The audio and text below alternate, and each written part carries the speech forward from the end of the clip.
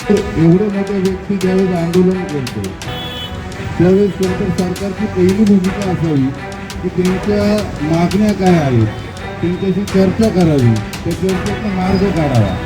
परंतु जी हिटलरशाही बसलेली आहे, ही शिवसेनेतून त्यांना त्या ठिकाणावरनं जबरदस्तीनं उचलण्यात आलं आणि हॉस्पिटलचं कारण देण्यात आलं. खरं तर आज सांगायला लाज वाटते की आपण लोकशाही देशात राहतो या हिटलरशाही देशात राहतो. खरं तर मोदींनी हिटलरशाही या देशात चालू. खरं तर आपण पाहिलं गेल्या 20 ते 25 दिवसापासून अनेक विद्यार्थी जंतर मंतर येथे कथित पेपर फुटी प्रकरणी आंदोलन करत आहेत. आपण जर पाहिलं तर या आंदोलनाची सुरुवात आपल्या देशातले ज्यांना शिक्षण तज्ज्ञ असं संबोधलं जातं, ज्यांनी आईस्टूप सारखी संकल्पना लडाखसारख्या ठिकाणी आणली. खरं तर असे महान व्यक्ती म्हणजे सोनम वांगचुक सर हे अनेक दिवसापासून उपोषणाला बसले होते. परंतु आपण जर पाहिलं तर ह्या मोदी सरकारने, या हिटलरशाही सरकारने त्यांच्याशी चर्चा विनिमय न करता, त्यांच्याशी कुठली चर्चेसाठी न जाता अक्षरशः ते आंदोलन तोडवण्याचा प्रयत्न मोदी सरकारने केला. अक्षरशः ते आंदोलन तोडवण्यासाठी त्यांनी लाठी हल्ल्याचा वापर केला. आम्ही तर असेही आरोप करेल की त्या लाठी हल्ला करण्यामध्ये RSSचा देखील सहभाग होता.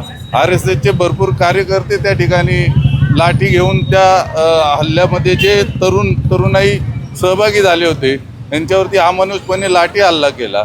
खरं तर आम्ही मगाशी घोषणा दिल्या की दिल्ली पोलीस आहे परंतु पिंपरी चिंचवड पोलीस लभ्यू. कारण पिंपरी चिंचवड पोलीस हे नेहमी सहकार्याची भूमिका ठेवतात, परंतु दिल्ली पोलिसांनी ज्या प्रकारे ज्या तरुणाईंवरती जो अत्याचार केला, जो लाठी हल्ला केला, खरं तर त्याचा निषेध आम्ही करतो. खरं तर या सरकारला जाग यायला पाहिजे होती की आपण कोणावरती लाठी हल्ला करतोय.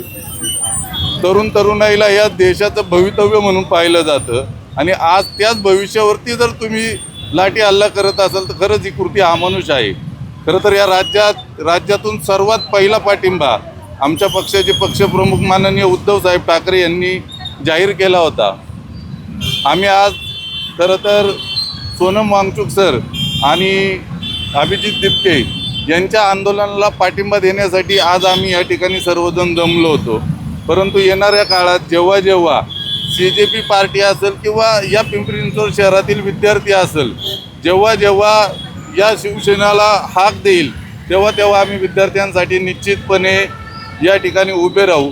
खरं तर आणखीन एक महत्त्वाची बाब सांगायची म्हणलं तर नेहमीप्रमाणे फडणवीस साहेबांना विचारण्यात आलं, आंदोलनाबद्दल विचारण्यात आलं तर वेगवेगळी प्रतिक्रिया त्यांच्या बागलबच्च्यांनी दिलेली असेल किंवा त्यांनी प्रतिक्रिया दिल्या. खरं तर विद्यार्थ्यांचं समर्थन आज फडणवीस साहेबांनी करायला पाहिजे होतं, परंतु नेहमीच्या शैलीत, त्यांच्या आकडेवारीच्या शैलीत त्यांनी ते उत्तर दिलं आणि त्यांच्या उत्तरात ते म्हणतात की काँग्रेसच्या काळात एवढ्या वेळी पेपर फुटी झाली, अरे त्यांच्या काळात झाली म्हणून तर आम्ही तुम्हाला बसवलं ना, आणि तुमच्या काळात तरी काय होतंय म्हणजे. आणि त्यांचे जे बागलबच्चे आहेत म्हणजे जे मंत्रिमंडळातले काही मंत्री असेल, जे विद्यार्थी तरुणाई आंदोलनाला बसलेत त्यांना काही जण अतिरेकी म्हणतात आहेत. म्हणजे पुढं आता हा महाराष्ट्राचा अपमान होत नाही का? जंतर मंतर इथे जे आंदोलन करण्यासाठी गेलेले जे विद्यार्थी तरुणाई, त्यात महाराष्ट्राचे तरुणाई देखील त्या ठिकाणी सहभागी आहेत. मग हा महाराष्ट्राचा अपमान होत नाही का? आज या विद्यार्थ्यांना पाठिंबा देण्यासाठी आम्ही सर्वजण या ठिकाणी उपस्थित आहोत. मी तुमच्या माध्यमातून पुन्हा एकदा सांगतो की पिंपरी चिंचवड शहरात देखील जर विद्यार्थ्यांनी हा लढा चालू ठेवला तर निश्चितच शिवसेना त्यांच्या संघ रस्त्यावरती उतरून तो लढा पूर्ण करेल. शिवसेनेच्या माध्यमातून दिल्लीत जे विद्यार्थ्यांचं आंदोलन चालू आहे त्याला पाठिंबा देण्यासाठी पिंपरी चिंचवड शहराच्या वतीने या ठिकाणी आम्ही आंदोलन केलेलं आहे.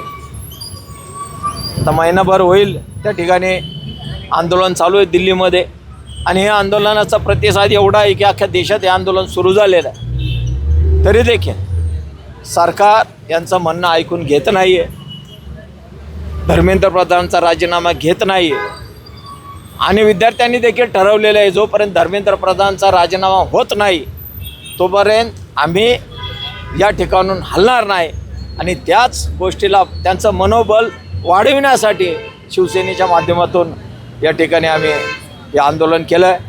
महाराष्ट्रामध्ये आणि देशामध्ये जे काही पक्ष आहेत या सर्वात अगोदर उद्धव बाळासाहेब ठाकरे यांनी या आंदोलनाला पाठिंबा दिला आणि मग त्यामध्ये अनेक पक्ष त्यांनी देखील पाठिंबा दिला आहे.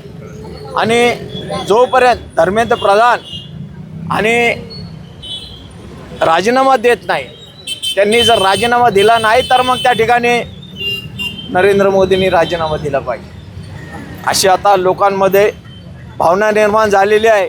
आणि म्हणून हे नाकर्तं सरकार, हे जातीवादी सरकार, हे विद्यार्थ्यांच्या विरोधातलं सरकार, शिक्षण धोरणातल्या विरोधातलं सरकार, जनता हे सगळं पाहते आणि हे सरकार घालवण्याच्या दृष्टिकोनातून जनतेची मानसिक तयारी झालेली आहे.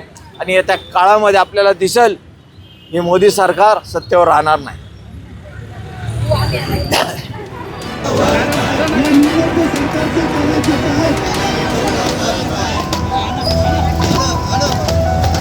या निर्लज्ज सरकारचं करायचं काय? जय भवन, जय भवन, जय भवन, जय भवन. आवाज कुणाचा? आवाज कुणाचा? आवाज कुणाचा? अरे बघताय का? अरे बघताय का? छत्रपती शिवाजी महाराज की